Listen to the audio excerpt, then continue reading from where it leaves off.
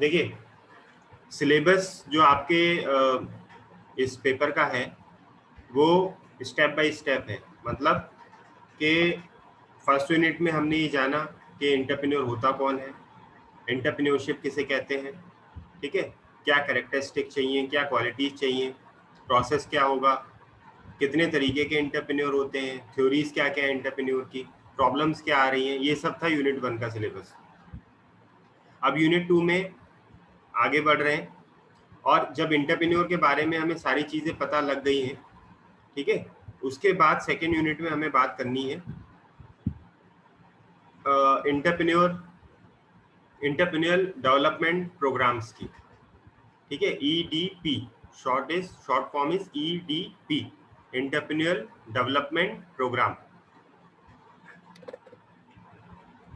तो इसका जिक्र भी आया था फर्स्ट यूनिट में ही, ट्रेनिंग एंड मोटिवेशन वाला जब पॉइंट एक्सप्लेन किया था तब मैंने आपको बताया था कि the government in any country has the intention to promote entrepreneurship. This is one of the tasks of a developing economy, that they promote the entrepreneurs as much as they can. Same is with our nation.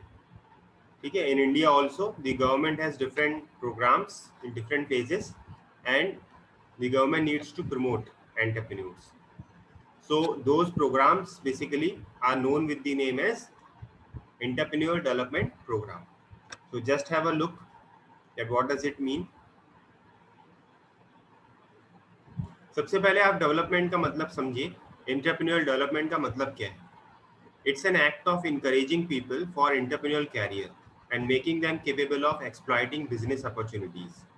It is not simply a training task. It is the act of motivating and developing skills of potential entrepreneur and helping them in developing their own ventures. ठीक है, basically देखिए development लगा है इसके साथ में, this entrepreneur के साथ में डेवलपमेंट लगा है। Do you know the difference between development and training?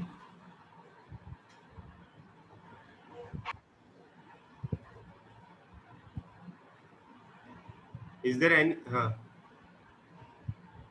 So development is something creating in new, and training which has been already exist, we have to make a revise of it. Training can also be new. Suppose if you have not aware about any technology or any process, so training will be given for the first time, so it's a new training. Then development comes first or training comes first?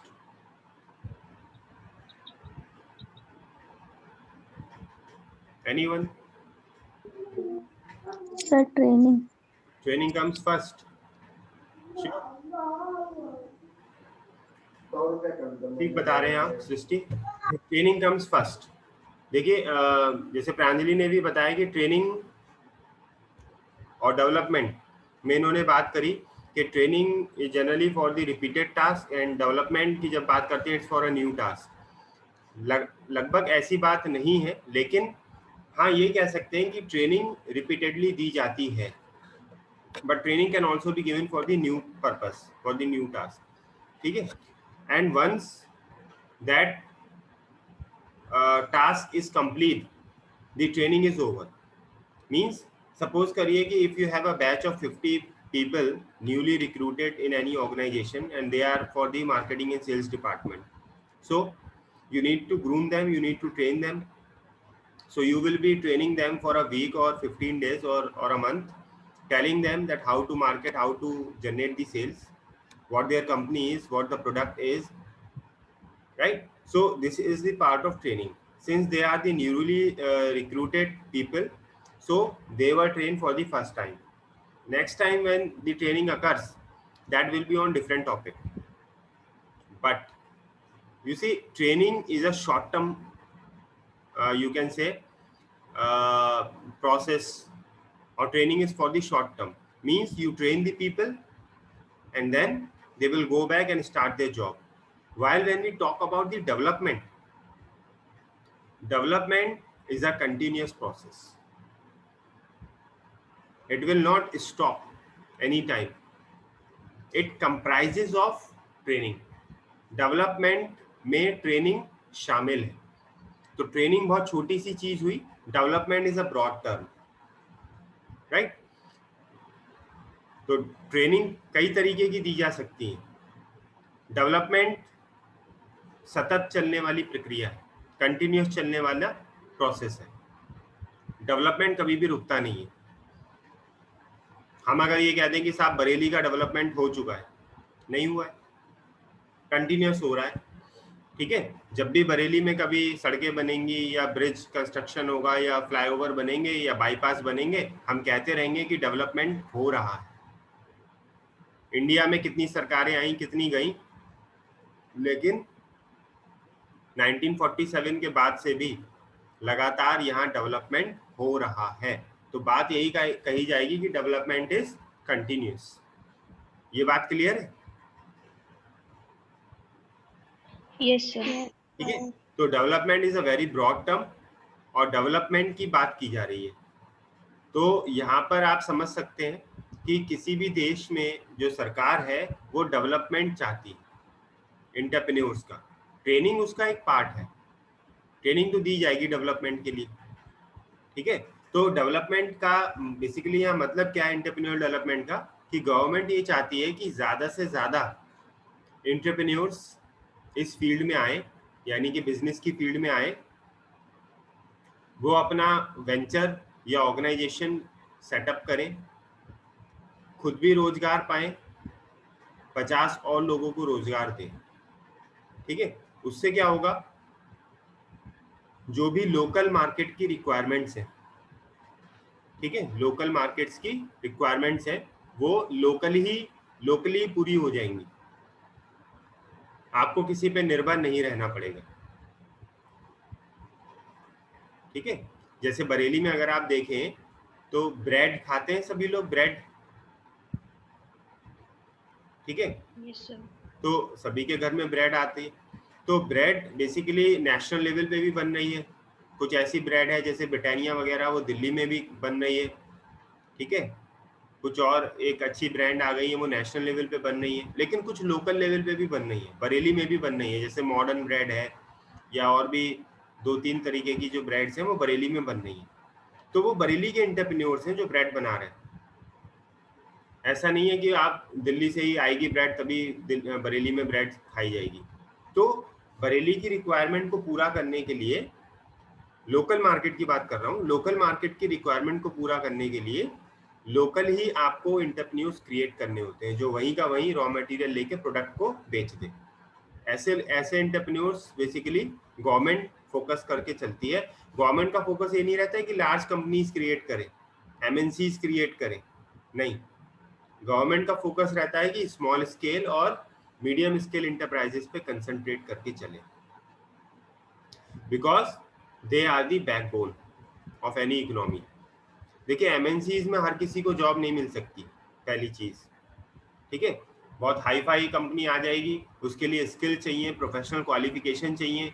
तो हमारा जो 70% population है वो गांव से ताल्लुक रखती है, रूरल एरिया से ताल्लुक रखती है। इंडिया को वैसे भी अगर हम देखें तो आप कह सकते हो कि 30% it is urban but 70% it is rural. तो वो जो रूरल लोग हैं गांव में, देहात में, रूरल एरिया में, उनको जॉब्स कहाँ से मिलेंगी? इसीलिए गवर्नमेंट का फोकस है कि गांव में या रूरल एरियाज में ऐसे रोजगार आए, ऐसे कॉटेज इंडस्ट्रीज लगे, लघु उद्योग लगे कि गांव का गांव में ही आपको रोजगार मिल जाए, आप शहर की तरफ मूव ना करें, ठीक है। तो गांव में जब रोजगार हो जाएंगे या रूरल एरियाज में ही रोजगार हो जाएंगे, बिजनेस हाउसेस खुल जाएंगे, वहीं का वहीं लोग अपने आप भी रोजगार शुरू करेंगे, 10 लोगों को और रोजगार देंगे, नौकरी देंगे। इस तरीके से गवर्नमेंट प्रमोट करना चाहती है। So they are the part of entrepreneur development. और एक पर्पस ये भी है, जो एग्जिस्टिंग एंटरप्रेन्योर्स हैं, जैसे लिखा है ना, it is the act of motivating and developing skills. So what does it mean, कि जो एग्जिस्टिंग एंटरप्रेन्योर्स हैं, जो ऑलरेडी वहां पर अपने वेंचर स्टैब्लिश कर चुके हैं, उनको जो प्रॉब्लम्स आ रही हैं, उनको अगर कोई हेल्प चाहिए गवर्नमेंट से, उनको अगर कोई ट्रेनिंग चाहिए गवर्नमेंट से, तो वो भी गवर्नमेंट प्रोवाइड करेगी। बहुत सी जगहों पर it is free of cost, और कुछ जगहों पर उसके लिए कुछ चार्ज भी लिया जा सकता है, वो आगे अभी हम बात करेंगे इस यूनिट में। एक डेफिनेशन पॉइंट ऑफ व्यू से अगर आप देखें तो Joseph identifies intelligence, motivation, knowledge and opportunity as the prerequisites for entrepreneurial development.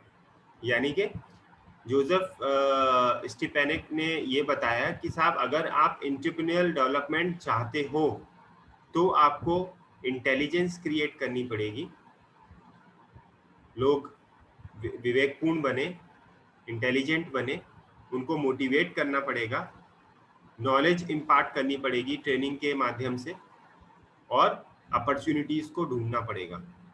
तो जहां कहीं अपॉर्चुनिटीज होंगी वहीं उनको धकेला जाएगा या पुश करा जाएगा ताकि वो अपने बिजनेसेस वहां पर शुरू कर पाए। ठीक है, यही टास्क या यही प्रोसेस क्या कहलाता है? Entrepreneur development.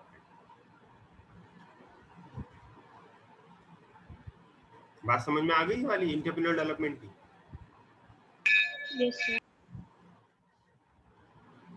अब इसके अगर हम बात करें नेचर क्या है, क्या प्रकृति है एंटरप्रेन्योर डेवलपमेंट की, क्योंकि ये बेसिकली एक एक्टिविटी है, एक प्रोसेस है, ठीक है, एक डेवलपमेंट फेज है, डेवलपमेंट की बात की जा रही है, तो इसीलिए इसके नेचर बहुत ज़्यादा अलग अलग तरीके के नेचर इसके कंबाइन हो सकते हैं। और वो बेसिकली नेचर हमसे क्या कह रहा है या इसका ईडी का नेचर क्या बता रहा है हमें, वो आप समझिए। सबसे पहला है एजुकेशनल प्रोसेस। एजुकेशनल यानी एजुकेट करना, ठीक है। देखिए बेसिक पर्पस गवर्नमेंट का यहाँ पर शिक्षा देना है, एजुकेट करना है, ठीक है। आप किसी भी व्यवसाय के बारे में, किसी भी बिजनेस के बारे में या स्किल को डेवलप करने के बारे में सबसे पहले किसी को क्या करते हैं? एजुकेट। भैया आपको सबसे पहले तो जानना पड़ेगा ना किसी चीज के बारे में। सपोज करिए कि आप ही को अगर कोई बिजनेस स्टार्ट करना है तो पहले आप उस बिजनेस को समझेंगे, जानेंगे, तब आप उसको स्टार्ट करेंगे उसकी एनालिसिस करके। ऐसे थोड़ी कि मेरे मन में आया कि मैं एक बिजनेस शुरू कर दूं और कल से मैं शुरू कर दिया, भाई उसकी मैं कुछ पहले एजुकेशन तो गेन करूंगा, ठीक है। तो नेचर ईडी का ये रहता है कि यहाँ पर गवर्नमेंट एजुकेशन प्रोवाइड करना उनका मोटिव रहता है, ऑब्जेक्टिव रहता है। मैंने आपको एग्जाम्पल भी दिया था कि बरेली में ही अगर हम देखें तो IVRI आप सब लोग जानते हैं, वेटरनरी इंस्टीट्यूट है, एशिया का सबसे बड़ा वेटरनरी इंस्टीट्यूट बरेली में है, ठीक है। तो ये अपने आप में एक कह सकते हो ऑर्गेनाइजेशन है जो वेटरनरी से रिलेटेड जितने भी इश्यूज हैं, जितनी भी रिसर्च हो रही है, जितनी भी नई ब्रीड क्रिएट हो रही है, ठीक है, उसकी एजुकेशन दी जाती है। हर साल IVRI में सेमिनार्स, वर्कशॉप्स, ठीक है, एग्जीबिशंस के द्वारा लोगों को बुलाया जाता है, आमंत्रित किया जाता है और उनको एजुकेट किया जाता है नई नई चीज़ें या नई नई रिसर्च जिस पर काम हो रहा होता है और जिस पर रिजल्ट आ चुके होते हैं, ठीक है। उससे लोगों को पता लगता है कि हाँ भाई इस पे भी हम काम कर सकते हैं। आज की डेट में ऐसी ऐसी काउज एंड ऐसी बफेलोज ब्रीड तैयार हो चुकी हैं। नॉर्मली एक बफेलो एक दिन में 5 या 8 लीटर, मैक्सिमम 10 लीटर दूध देती है सुबह शाम, ठीक है। बफेलोज ऐसी क्रिएट हो चुकी हैं जो एक दिन में 50 से 60 लीटर तक दूध देती हैं, 50 से 60 लीटर तक दूध देती हैं, ऐसी बफेलोज क्रिएट हो चुकी हैं।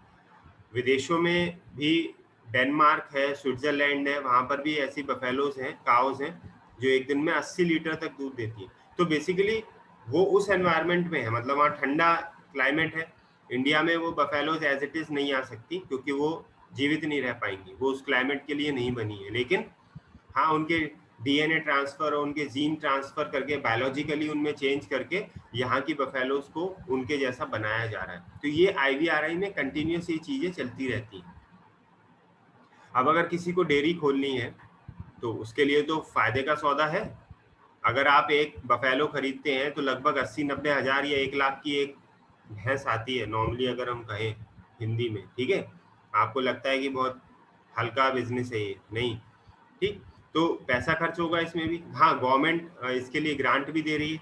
अगर आप अपनी डेयरी खोलना चाहें तो इसके लिए गवर्नमेंट क्या कहते हैं, आपको सारा लोन वगैरह 15 लाख से 20 लाख तक का आपको लोन भी मिल जाएगा, वो आप रीपे कर सकते हो बाद में। तो ये बेसिकली ये एजुकेशन के द्वारा ही आप बता पाओगे। ऐसा नहीं है कि आपने पोस्टर लगा दिए कहीं पर और लोग आ जाएंगे कि साहब हमें डेयरी खोलनी है, वो काम नहीं करेगा। जब तक आप बताओगे नहीं, लोगों को एजुकेशन नहीं मिलेगी, तब तक वो चीज बेकार है। आप सभी फोन मिलाते हैं ना, फोन कहीं ना कहीं कॉल करते ही होंगे, तो जब आप फोन मिलाते हैं तो क्या एकदम नंबर लग जाता है? क्या प्रॉब्लम आती है? हेलो, सर पहले कोविड के बारे में बताते हैं। हाँ बताते हैं ना। आप कितना भी चाहे कोशिश कर लीजिए, चाहे डिस्कनेक्ट करके दोबारा मिलाइए, वो स्पीच चलेगी चलेगी। ठीक है, कि अनलॉक की प्रक्रिया पूरे देश में शुरू कर दी गई है। आप सभी से अनुरोध है कि कृपया अपने घरों में रहें, फला फला फला। अब तो अमिताभ बच्चन भी शुरू हो गए, 2 सर गज, अमिताभ बच्चन।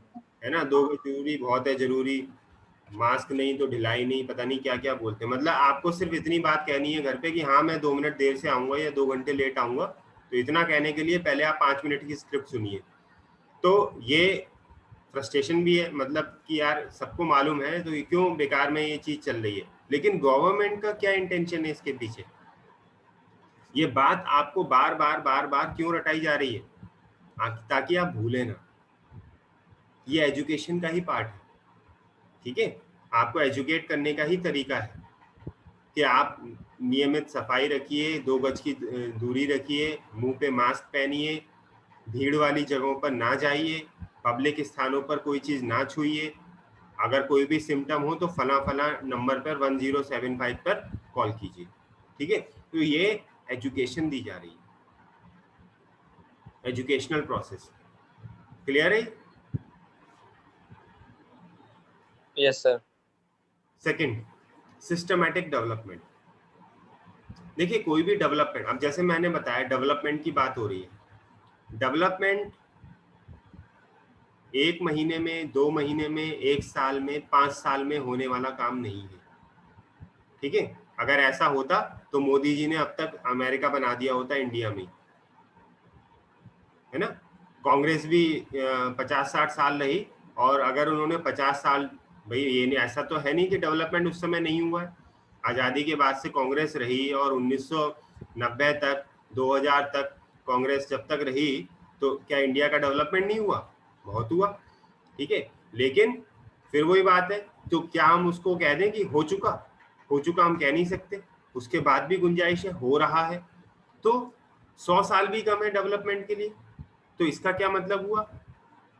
जैसे मैंने अभी बताया कि डेवलपमेंट कंटिन्यूअस चलने वाली प्रक्रिया है, डेवलपमेंट कभी भी रुक नहीं सकता। अगर एक स्टेप आपने कंप्लीट कर लिया है तो आप दूसरी की तरफ फोकस करके चलोगे। ठीक है, तो कंटिन्यूअस डेवलपमेंट है। आपको अगर एक सब्जेक्ट आता है, फॉर एग्जांपल एक सब्जेक्ट की आपको नॉलेज हो गई है, तो आप दूसरा सब्जेक्ट पढ़ने लगते हो। जब दूसरा कंप्लीट हो जाता है तो आप तीसरा पढ़ने लगते हो। जब सारे सब्जेक्ट आपके कंप्लीट हो जाते हैं तो आप नोवेल उठा लेते हो, है या नहीं? जब नोवेल भी पढ़ लेते हो आप, तो आप जीके की बुक उठा लेते हो। तो ये थोड़ी है कि आप ये कहते हो कि नहीं साहब पूरी दुनिया की नॉलेज अब मेरे दिमाग में आ चुकी है, अब मुझे नॉलेज की जरूरत नहीं है। क्या ये कह सकते हो आप? अनगिनत लाइनें हैं, अनगिनत एजुकेशन के भंडार है, आप जितना चाहे पढ़िए। ऐसी डेवलपमेंट है।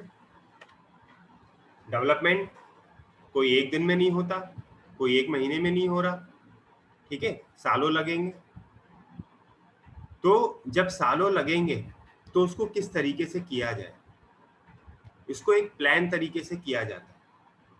ठीक है, प्लान यानी कि स्टेप बाय स्टेप। पहले फर्स्ट स्टेप कंप्लीट होगा, फिर सेकंड पे आओगे, फिर सेकंड कंप्लीट हो जाएगा, फिर थर्ड पे आओगे, and like that you will complete the entire process. So you can say when I am saying ke it's a step by step process, what does it mean? That it's a systematic phase, systematic process.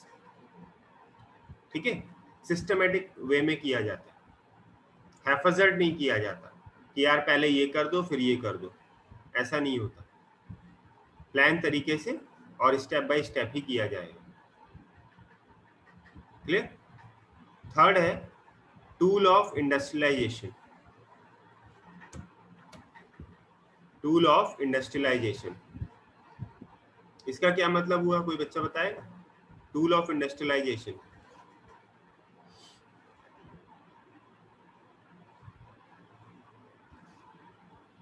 Anyone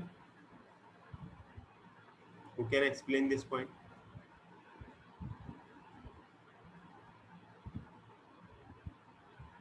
No one? Hello? Yes, sir. इसका क्या मतलब हुआ ये tool of industrialisation? Pranjali? Sir, no idea. Industrialisation समझते हो? Industrialisation किसे कहते हैं? इंडस्ट्रियलाइजेशन का मतलब होता है इंडस्ट्रीज लगना, ज्यादा से ज्यादा इंडस्ट्रीज। जब किसी पर्टिकुलर एरिया में ज्यादा इंडस्ट्रीज लगेंगी, छोटी छोटी इंडस्ट्रीज, बड़ी नहीं, बड़ी की बात नहीं कर रहे हम, छोटी छोटी इंडस्ट्री, जैसे कैम्फर की एक इंडस्ट्री लग गई, डिटर्जेंट बनाने का इंडस्ट्री लग गई, ठीक है, या आपने कोई और छोटी बड़ी इंडस्ट्रीज लगा दी। तो जब किसी एरिया में इंडस्ट्रीज लगती हैं तो वहाँ का डेवलपमेंट तेज हो जाता है, फास्ट हो जाता है। क्यों? क्योंकि वहाँ पर रोड्स ऑटोमेटिकली बन जाती हैं, वहाँ पर बिजली पानी की व्यवस्था हो जाती है, तभी इंडस्ट्रीज लगी हैं, ठीक है। वहाँ पर रोजगार, एम्प्लॉयमेंट तेज हो जाता है, एम्प्लॉयमेंट की अपॉर्चुनिटीज बन जाती हैं। बरेली में अभी बहुत सारी इंडस्ट्रीज हैं जो सक्सेसफुली रन कर रही हैं। Can you name anyone? Bareilly में सबसे बड़ी इंडस्ट्री इस समय कौन सी कहोगे आप profitable? BL agro. Yes, BL agro, ठीक है। बैल कोलू, सरसों का तेल और ये सारे जो उत्पाद आते हैं रिफाइंड वगैरह, BL एग्रो इस समय लगभग मेरे ख्याल से 700 करोड़ का टर्नओवर है एक साल का इनका, ठीक है। तो बहुत बड़ी इंडस्ट्री है, अगर आप जाएं परसाखेड़ा में आप जाके देख सकते हैं, ठीक है। इंडस्ट्रियल उसकी कई सारी यूनिट्स बनी हुई हैं, 7 या 8 यूनिट है इसकी BL एग्रो। इसके अलावा वुड प्लाईवुड की इंडस्ट्रीज हैं बरेली में ही, कैम्फर फैक्ट्री चल रही है, कत्था फैक्ट्री है IWP, ठीक है। कत्था फैक्ट्री, कत्था जो कई सारी दवाइयों में, पान वगैरह में इस्तेमाल किया जाता है, एयरफोर्स रोड पे IWP सक्सेसफुली चल रही है। अगर आपने नहीं देखी है तो आप देख कर आइए, बहुत बड़ी इंडस्ट्री है, ठीक है। और ऐसी बहुत सारी इंडस्ट्रीज बड़ी, रबड़ फैक्ट्री अपने आप में बहुत बड़ी इंडस्ट्री थी, एक जमाने में बंद हो गई। एशिया की सबसे बड़ी रबड़ फैक्ट्री बरेली में थी, आप सोचिए, लेकिन वो चल नहीं पाई किसी वजह से और वो बंद हो गई। तो होना क्या चाहिए कि इंडस्ट्रीज को बढ़ावा देना है गवर्नमेंट को। तो इंडस्ट्रीज कैसे बढ़े? तो इंडस्ट्रीज को बढ़ाने के लिए हमें वही बात है, एंटरप्रेन्योर डेवलपमेंट प्रोग्राम्स चलाने, ठीक है।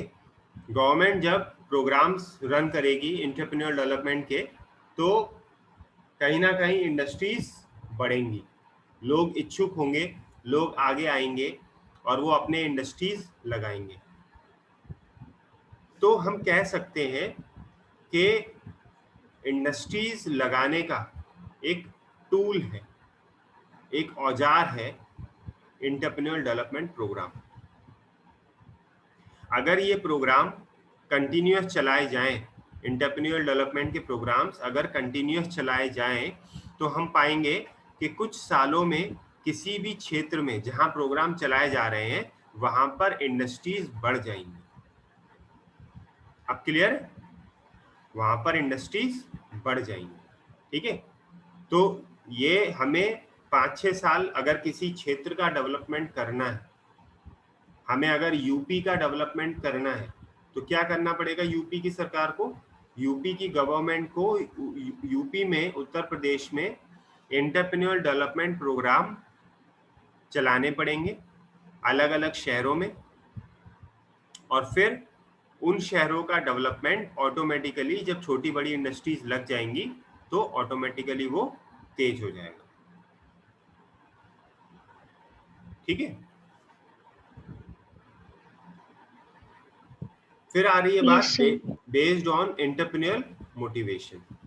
ठीक है, ये हम बात कर ही चुके हैं, और कल भी मैंने स्लाइड पे आपको ये समझाया था कि मोटिवेशन बहुत जरूरी है। प्रॉपर मोटिवेशन ना मिल पाने की वजह से ये प्रोग्राम्स दम तोड़ देते हैं, या एंटरप्रेन्योर हताश हो जाते हैं और पीछे हट जाते हैं। ठीक है, बरेली में आप कभी कभी देखते हैं न्यूज़पेपर में, अभी जब गवर्नमेंट की कोई पॉलिसी बदलती है, या अभी लॉकडाउन था, आपने देखा होगा जब लॉकडाउन लगाए जा रहे थे, जब मार्केट बंद रखा जा रहा था, तो लगातार न्यूज़पेपर्स में एंटरप्रेन्योर्स के फोटो के साथ उनके कमेंट्स आ रहे थे। देखे थे आपने न्यूज़पेपर में? Yes, sir. ठीक है, वो यहाँ के बड़े बड़े एंटरप्रेन्योर थे। कोई ट्रांसफार्मर बनाने की फैक्ट्री का था, ये ट्रांसफार्मर बनते हैं, आरके इंडस्ट्रीज देखी होगी आपने, मिनी बाईपास के पास है आरके इंडस्ट्रीज, वहाँ बिजली के ट्रांसफार्मर्स बनते हैं, उनका फोटो आया। मॉडर्न ब्रेड वाले हैं, ठीक है, जो मॉडर्न ब्रेड आप इस्तेमाल करते हैं, वो ब्रेड बरेली में बनती है मॉडर्न ब्रेड, उनका फोटो, उनका स्पीच आई, उनका कमेंट आया। ऐसे ही कपिला पशु आहार और इस तरीके के जो उत्पाद बनते हैं, वैक्सीन बनती है, बहुत सारी फैक्ट्रीज हैं बरेली में भी, बहुत सारी हैं, अनगिनत है। ठीक है, तो वो सब उनके मालिक हैं। रामा श्यामा पेपर मिल है, उनके ओनर हैं, उनका कमेंट था। अशोका फोम अपने आप में बहुत बड़ा एक ऑर्गेनाइजेशन है, उनके ओनर थे। वो कहीं ना कहीं गवर्नमेंट को क्रिटिसाइज कर रहे थे कि गवर्नमेंट लॉकडाउन लगा रही है, लेकिन बिजनेस वालों के लिए, एंटरप्रेन्योर्स के लिए कुछ नहीं सोच रही है। ठीक है, ये स्थिति क्यों आ पाई? ये स्थिति इसीलिए आ पाई कि गवर्नमेंट ने लॉकडाउन में भी बिजनेस मैन के लिए कुछ नहीं सोचा, उनके भले के लिए कुछ नहीं सोचा। ठीक है, हालांकि गवर्नमेंट ने अपनी तरफ से कोशिश करी, लेकिन बिजनेसमैन को ऐसा लग रहा था कि गवर्नमेंट हमारे लिए कुछ नहीं सोच रही है। तो that develops a feeling of demotivation. ठीक है, तो ऐसे में आदमी बिजनेस की फील्ड में फिर क्या सोचता है? अरे यार बेकार है बिजनेस करना। क्यों बेकार है? क्योंकि गवर्नमेंट कुछ भी सपोर्ट नहीं करती, कोई हेल्प नहीं करती। तो ये चीज ना होने पाए, लोगों को ऐसा ना लगे। ठीक है, इसके लिए गवर्नमेंट को क्या चाहिए? मोटिवेशन करना। इसीलिए तरह तरह के प्रोग्राम चलाना अलग अलग, जिससे मोटिवेशन मिले एंटरप्रेन्योर्स को। कुछ ऐसी पॉलिसीज लेकर आना जिससे फायदा मिले एंटरप्रेन्योर्स को। देखिए, मुद्दा चाहे जो भी हो, आप चाहे त्योहार का मुद्दा हो, ठीक है, या मतलब त्योहार भी, फेस्टिवल और सीजन आते हैं। अब दिवाली आ रही है, अब दिवाली पे भी चांदी है बिजनेसमैन की। आप देखिए कार धड़ल्ले से बिक रही हैं। ठीक है, कारों का मार्केट इस समय बहुत हाई है, लोग पता नहीं कहाँ से पैसा ला रहे हैं, कारें बहुत खरीद रहे हैं। मिठाई, गिफ्ट, ठीक है, ये अब दिवाली पे फिर मोटरसाइकिलें, स्कूटर्स सब बिकेंगे। सोना चांदी धनतेरस पे आप खरीदते हैं और सारी चीजें। तो बिजनेसमैन कहीं ना कहीं चाहते हैं कि भाई उनको फेवर मिले, ठीक है, उनको कोई हेल्प हो।